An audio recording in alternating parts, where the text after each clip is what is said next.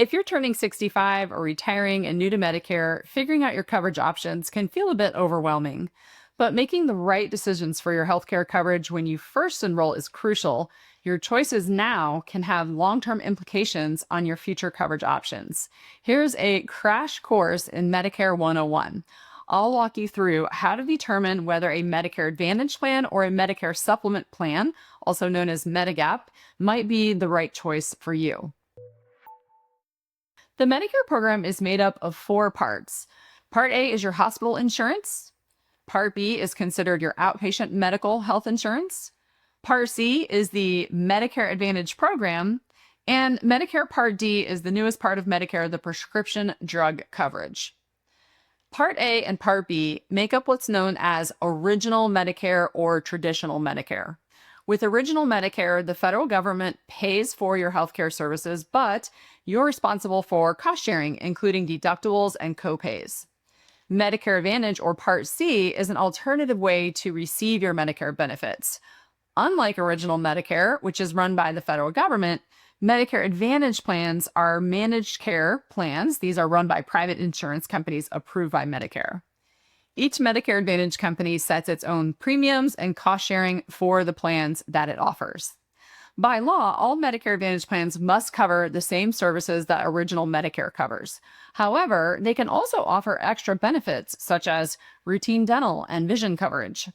Many Medicare Advantage plans include built-in Part D prescription drug coverage, combining all of your Medicare benefits into one comprehensive plan. The most common types of Medicare Advantage plans are health maintenance organizations or HMO plans and preferred provider organizations or PPO plans. These plans often come with networks for which doctors, hospitals, and pharmacies you can use. You may need to select a primary care physician and obtain plan approval for special tests and procedures. While Medicare Advantage plans offer low monthly premiums, it's important to keep in mind, though, that you must continue to pay your Part B premium along with any Medicare Advantage plan premium. You need to be enrolled in both Medicare Part A and B to qualify for an Advantage plan. When you enroll in an Advantage plan, you are getting your benefits from the plan instead of through Original Medicare. Medicare Supplement plans or Medigap plans, on the other hand, are private plans that you can add to your Original Medicare to help pay for Medicare's deductibles, copays, and coinsurance. Like Medicare Advantage plans, Medigap policies are offered by private insurance companies. However, they pay in addition to Medicare instead of in place of Medicare. While plan benefits are standardized at the federal level, with a few exceptions in specific states, each company determines its own rates. Just like with a Medicare Advantage plan, you need to be enrolled in both Part A and B, as well as paying your Part B premium in addition to the premium for your Medigap policy.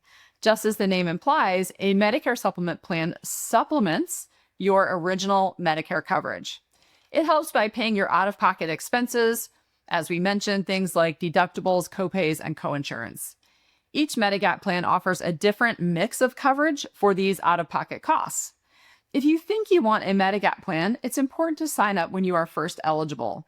If you wait until after your one-time Medigap open enrollment period, you may be subject to medical underwriting in many states. This means that if you have certain serious or chronic health conditions, like heart disease or rheumatoid arthritis, you could be denied coverage or charged significantly higher premiums.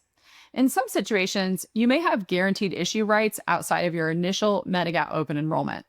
It's a good idea to discuss your situation with an experienced Medicare insurance agent so that you don't inadvertently limit your options for enrolling in Medigap.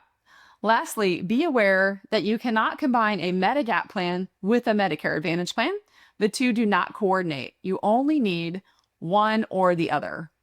Medicare Advantage plans tend to look and function a lot like the insurance coverage you had with employers in the past.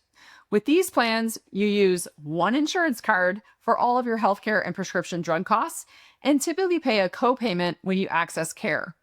Monthly premiums are generally lower than those for Medigap and Medicare Advantage plans. They have an annual out-of-pocket limit on your expenses as well to protect you from overspending, usually between $5,000 and $9,350, depending on the plan you select. However, your provider network may be limited by geography. If you travel frequently outside of your plan's service area, You may have to pay 100% of the cost for non-urgent or non-emergency care while traveling. For frequent travelers within the US, a PPO plan or a Medigap plan might be a better fit since these offer more flexibility in choosing providers.